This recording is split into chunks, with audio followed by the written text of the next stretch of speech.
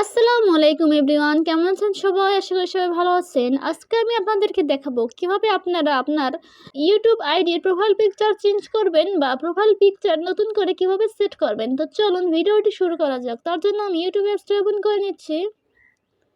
YouTube অ্যাপসটা open করার পরে লোগোতে ক্লিক করছি। লোগোতে ক্লিক করার পরে এখানে ক্লিক করছি চ্যানেলের। তারপর এরকম একটা ইন্টারফেস শো করবে। আপনারা এখানে দেখতে পাচ্ছেন এডিট চ্যানেল, এখানে ক্লিক করব।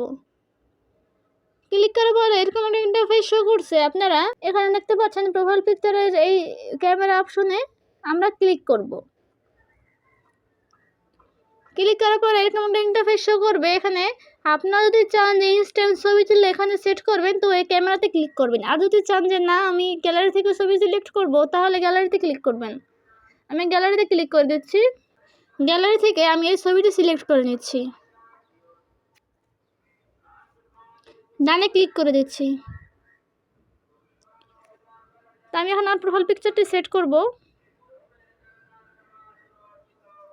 প্রোফাইল পিকচারের সেট করা হয়ে গেছে। এখন আমি সেভ অ্যাজ প্রোফাইল পিকচার এখানে ক্লিক করছি। বিসমিল্লাহ।